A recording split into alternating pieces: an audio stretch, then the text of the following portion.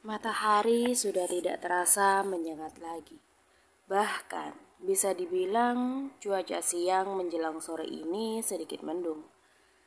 Gumpalan awan yang menutupi pancaran sinar matahari seakan mengerti akan hati Mini yang juga diselimuti rasa sembilu. Mini menyeka air mata yang masih saja menetes di pipinya. Entah kenapa hati Mini masih sakit mengingat kejadian tadi siang di kantor Alex. Kenapa aku begitu mencintainya? Mini bergumam sambil terus memandangi luar jendela mobil taksi yang terus melaju membawanya ke tempat tujuan berikutnya. Bukan untuk pulang ke rumah, tapi pergi ke tempat kos Felisa. Calon pengantin ngapain datang kemari? Harusnya kamu itu dipingit, Min. Gak boleh keluyuran.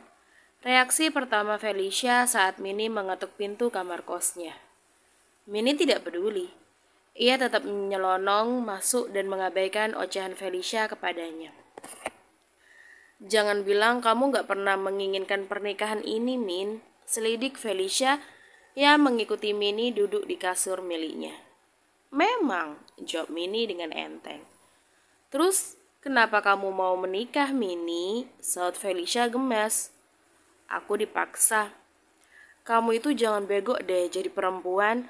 Kamu pikir hidup ini seperti cerita novel yang awalnya dipaksa menikah jadi cinta mati. Sadar, Min, sadar.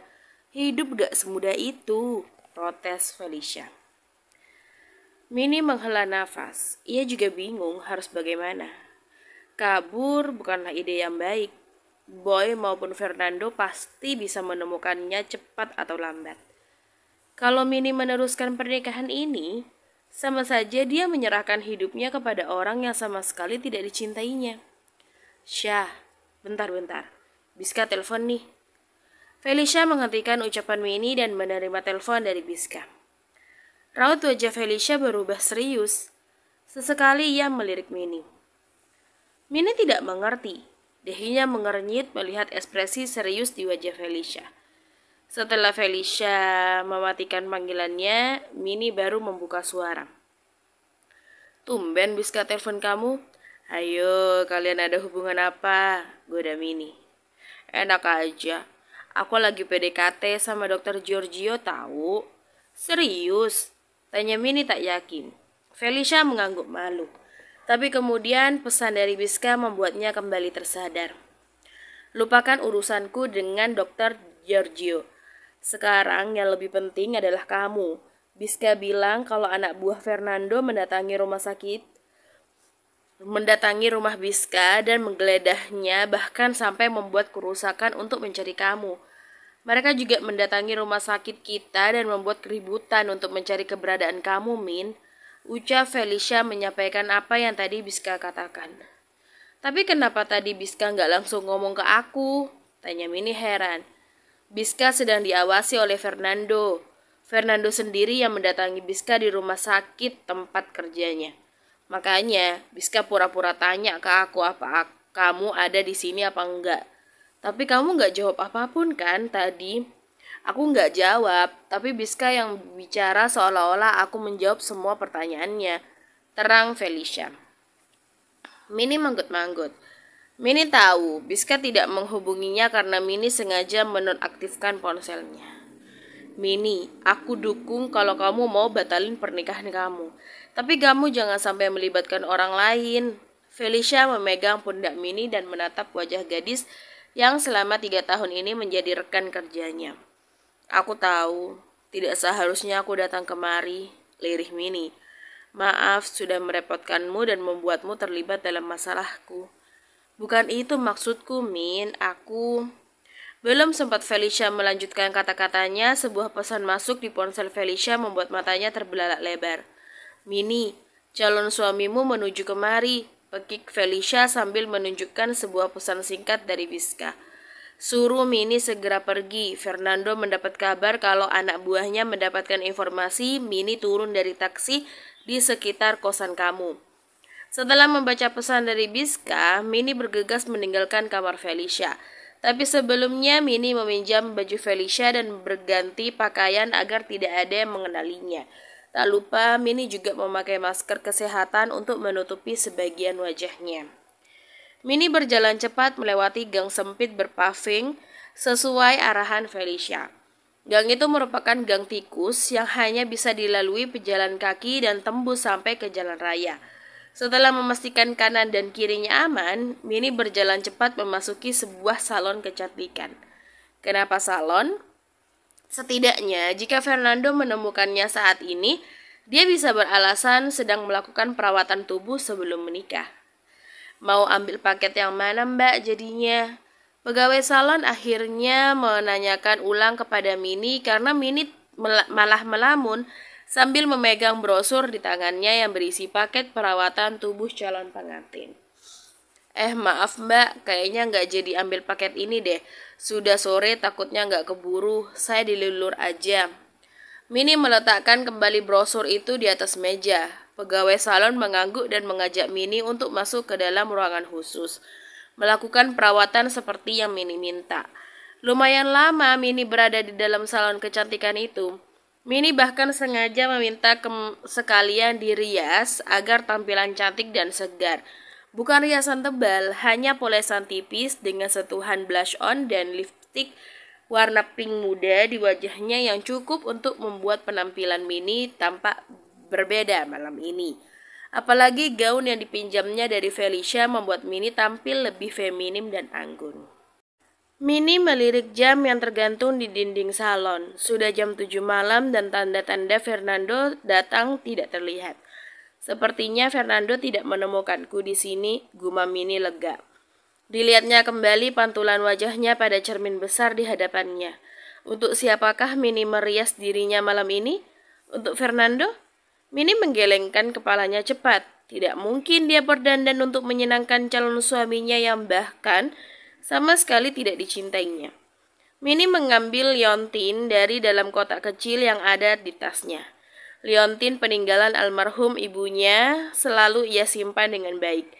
Harganya memang tidak akan cukup untuk membayar hutang, tapi pesan dari ibunya yang disampaikan oleh Srila yang membuat liontin itu begitu berharga untuk Minnie. Jaga baik-baik liontin ini seperti kamu menjaga kehormatanmu. Liontin ini adalah peninggalan ibumu satu-satunya. Dibuat khusus untukmu dengan penuh cinta. Minnie menggenggam erat liontin itu. Haruskah dia menyerahkan liontin ini kepada Alex untuk membayar sebagian hutangnya?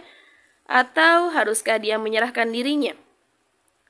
Minnie mencoba berpikir. Sejenak ucapan Fernando kepada Boy terngiang jelas di telinganya.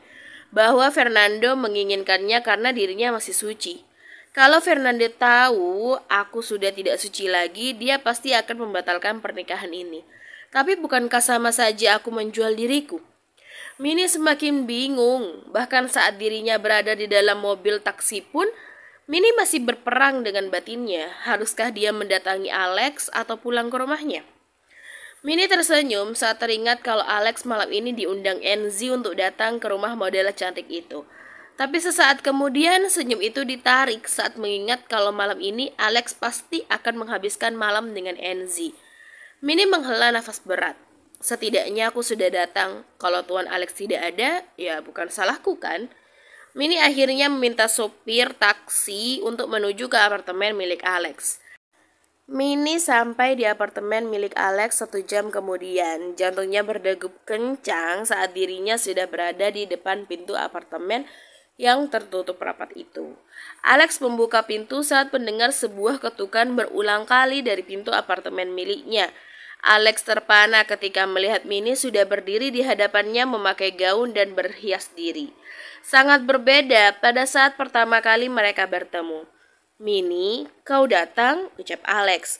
Minnie gugup, wajahnya menunduk. Minnie meremas-remas kedua tangannya yang saling bertautan.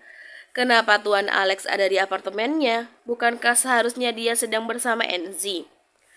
Minnie gelisah, tapi entah kenapa hatinya sangat lega bisa melihat Alex malam ini. Apalagi saat Alex menyambutnya dengan senyuman yang hangat membuat hati Minnie berdesir aneh. Silakan masuk, perintah Alex. Mini mengangguk. Perlahan dia melangkahkan kakinya memasuki apartemen mewah milik Alex. Mini masih tetap berdiri walaupun Alex berkali-kali memintanya untuk duduk. Jadi kau datang kemari untuk melunasi hutangmu, wanita gagal tumbuh? Seperti biasa, Alex selalu mengejek Mini yang memang memiliki tinggi badan yang hanya sebatas bahunya saja. Tanpa sadar Mini menganggukkan kepalanya. Dengan cara apa? Tanya Alex. Mini mengerjap bingung, bukankah rencananya bukan seperti ini? Bukankah Mini berniat pergi lagi setelah memastikan Alex tidak berada di tempatnya? Tapi kenapa? Kenapa hati dan pikirannya tidak sejalan? Kenapa Mini malah merasa bahagia melihat Alex yang tidak jadi mengunjungi Enzi? Apakah Alex sengaja menunggunya malam ini? Mini memejamkan matanya sejenak.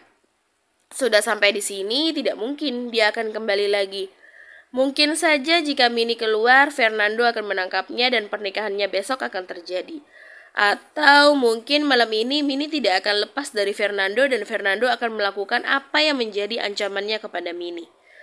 Tidak, Mini tidak mau. Hatinya menolak keras. Bagaimanapun Fernando tidak berhak atas dirinya. Cintanya hanya untuk Alex, bukan Fernando. Alex lah yang selama ini ada di dalam pikirannya. Alex lah yang sudah membuat perasaannya nyaman dan hangat. Sedangkan Fernando, lelaki itu bahkan memperlakukannya dengan kasar. Mini memantapkan hati. Saya datang untuk melunasi hutang saya kepada Tuan seperti yang Tuan mau. Alex mendengus. Aku tidak mau kau membayar hutang dengan tubuhmu. Aku sudah menganggap lunas hutangmu karena jasamu tadi, ucap Alex. Seharusnya Mini lega bukan? Tapi kenapa Mini tidak menyukai jawaban Alex? Saya tidak punya pilihan lain Tuan. Waktu yang Tuan berikan kepada saya berakhir malam ini. Saya ingin melunasinya sekarang sesuai kesepakatan awal kita, ucap Mini yakin. Alex mencebik. Ia memperhatikan Mini dari posisi duduknya. Aku tahu bukan itu alasanmu yang sebenarnya, tebak Alex. Alex tidak mengerti dengan jalan pikiran Mini. Saya berkata benar, Tuan. Mini memantapkan hati. Alex tersenyum masam. Aku membebaskan hutangmu. Pergilah, usirnya. Ia tidak mau memaksa seseorang wanita pun untuk menemaninya dengan terpaksa. Tidak, Tuan. Saya akan tetap membayar hutang seperti yang Tuan minta. Saut Mini dengan suara yang tegas. Dahi Alex mengernyit. Wanita di hadapannya ini sangat aneh. Benar-benar aneh. Saat Alex terang-terangan menawarkan ganti rugi atas kerusakan mobil yang ditabrak Mini, Mini malah menamparnya. Sekarang giliran ia membebaskan Mini dari hutang ganti rugi, Mini malah menolak. Kau yakin dengan keputusanmu? Kau tidak akan menyesal nantinya? Saya yakin, Tuan. Jawaban Mini mantap. Alex semakin bingung. Sebenarnya tapi sang pria Casanova ini menarik bibirnya menjadi sebuah senyuman kemenangan. Alex berdiri menghampiri Mini. Dasar wanita bodoh, bisiknya di telinga Mini. Mini menelan salivanya. Ia tidak dapat mengontrol degup jantungnya yang tiba-tiba berdetak sangat kencang saat merasakan tiupan kecil di telinganya. Tuan, Mini tercekat saat tangan Alex membelai wajahnya. Boleh saya minta beberapa permintaan? Ucap Mini. Ia mendongakkan wajahnya agar Mini dapat melihat wajah Alex dengan jelas. Katakan, saut Alex dengan nada berat. Ia sudah merasakan gairahnya yang mulai naik saat membelai wajah Mini. Tolong jangan perlakukan saya seperti Tuan memperlakukan wanita-wanita lain yang menjadi teman tidur Tuan, pinta Mini. Tidak masalah. Walaupun aku belum pernah melakukan permainan dengan halus dan santuy, tapi kali ini pengecualian untukmu, jawab Alex dengan cepat. Senyum di bibir Mini melebar. Matanya berbinar saat mendengar Alex mengatakan itu. Mini sedari tadi takut kalau Alex akan memperlakukan dirinya seperti perempuan bayaran. Mini memang membayar hutang, tapi bukan itu tujuan sebenarnya ia datang ke apartemen Alex sekarang.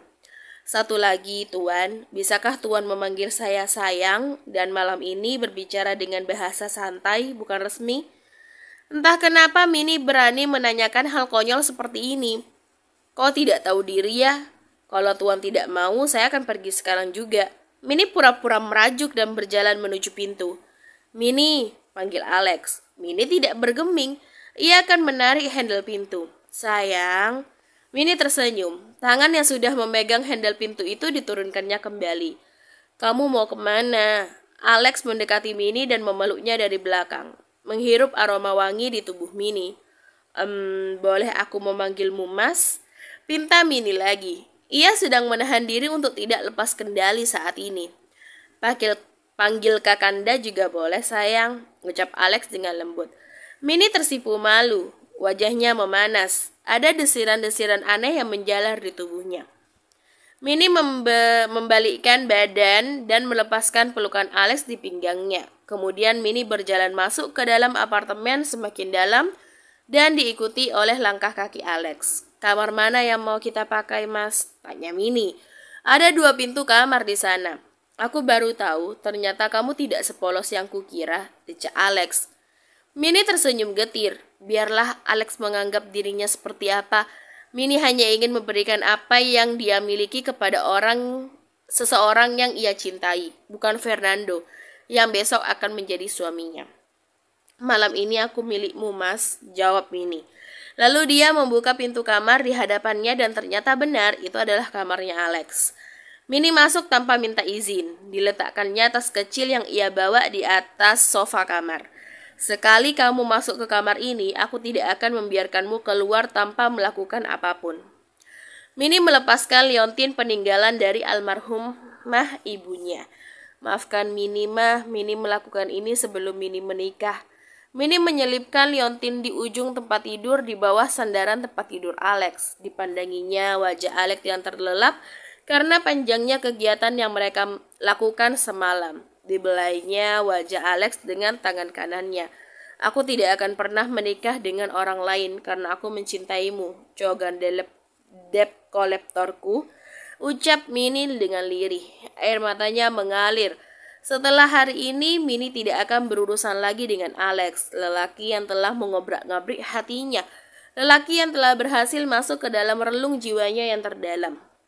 Mini segera keluar dari kamar Alex setelah membersihkan diri, meninggalkan Alex yang tertidur dengan pulas di bawah selimut putihnya. Lelaki itu terlihat tenang dengan nafas yang teratur. Selamat tinggal, ucap Mini. Dengan berderai air mata, Mini meninggalkan apartemen Alex dan pulang ke rumah. Dia akan menerima apapun konsekuensinya, termasuk jika Boy menghajarnya.